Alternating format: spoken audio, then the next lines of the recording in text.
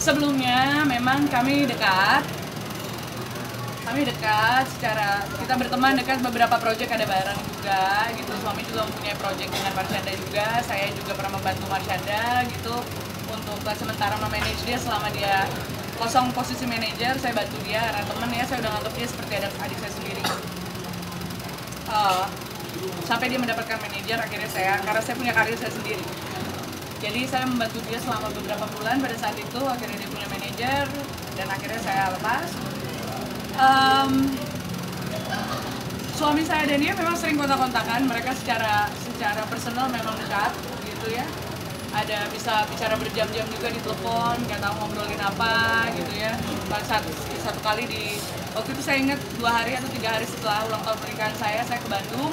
Itu kita nginep di salah satu apartemen di Jalan Braga, itu dia mandi di bathtub, dan di bathtub itu lama sekali dan ditelepon terus. Saya tanya, kamu telepon siapa selama itu, nggak keriput di dalam air? Caca, kata dia.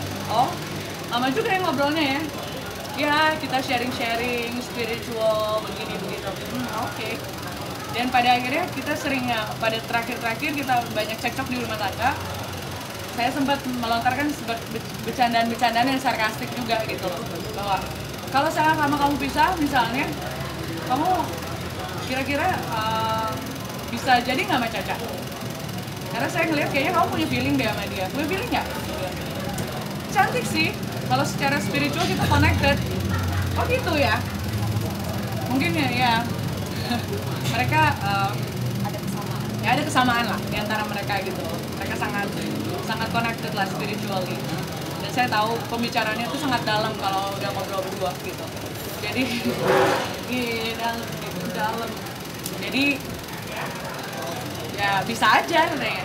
Tapi sekarang dia udah punya pacar katanya. Oh gitu. Kalau nggak punya pacar, kalau kamu juga nggak punya istri gimana?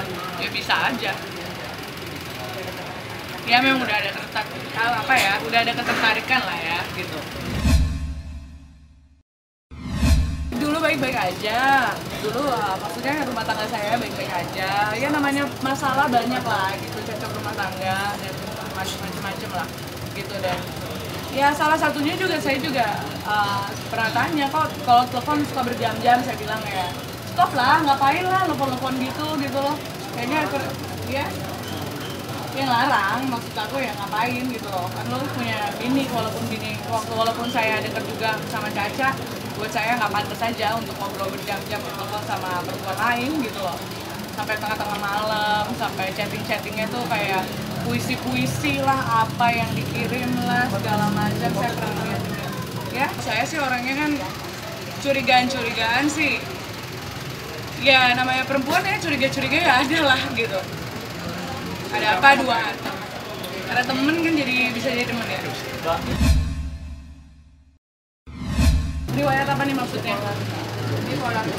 Bukan bipolar, tapi dia pernah dirawat juga di rumah sakit Dharma Wangsa, di rumah sakit Jiwa Dharma Wangsa.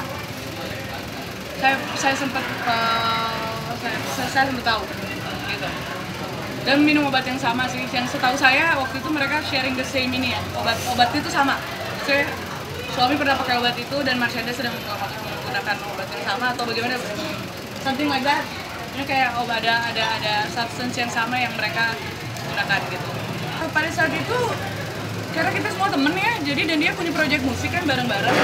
Jadi ya ada kadang-kadang pergi tanpa saya juga gitu. Misalnya mixing gitu, dia di apartemennya Marshanda gitu, bawa komputer, bawa alat musik. Kedua di situ mixing lagu sampai pagi gitu, ada momen-momen gitu pada saat saya masih berumah tangga dengan baik. Kejadiannya di tanggal 8 September, itu saya dan suami cekcok, dan di situ ada tindakan KDRT yang sudah saya laporkan juga ke Polrestabes Bandung.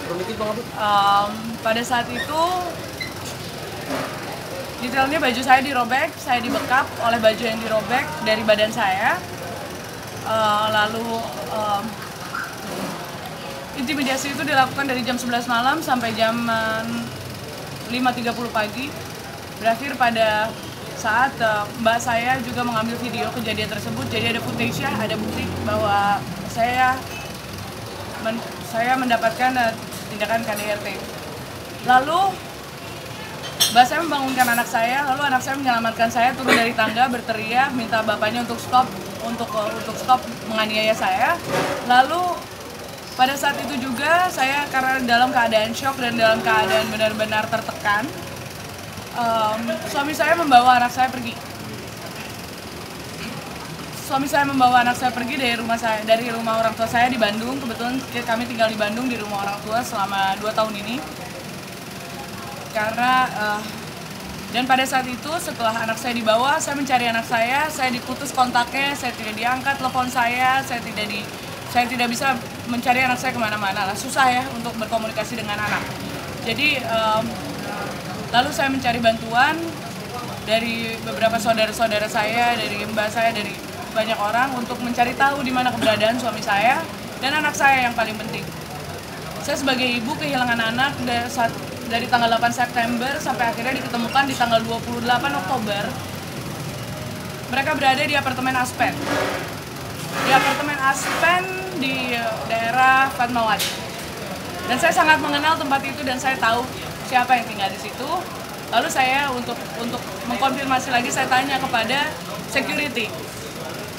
Ada orang ini di sini, saya tunjukkan fotonya, dan anak ini ada di sini, ya ada di sini, di kamar sekian. Lalu ini apartemen milik siapa? Saya tanya dan banyak saksi di situ. Saya tidak datang sendiri. Ada adik saya di situ, ada mbak saya, ada juga dari LPAI, Lembaga Perlindungan Anak Indonesia, orang dari Kaseto, lalu ada polisi juga di situ. Karena saya mau mengambil anak saya. Akhirnya saya telepon ke intercom di atas. Sudah tahu bahwa apartemen itu milik dari Ibu Marsyanda.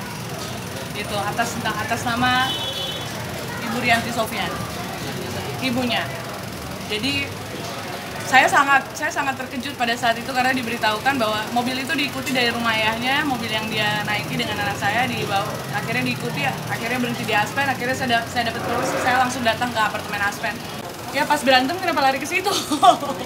Itu kan pertanyaannya gitu loh. Pas habis saya di KDRT pergi dari rumah hilang, saya cariin kemana-mana gitu, habis saya di aniaya lah ya KDRT. Perginya kenapa ke situ gitu loh. Itu yang jadi pertanyaan saya. Dari tanggal 7 September jam 11 malam sampai tanggal 8 September dini hari.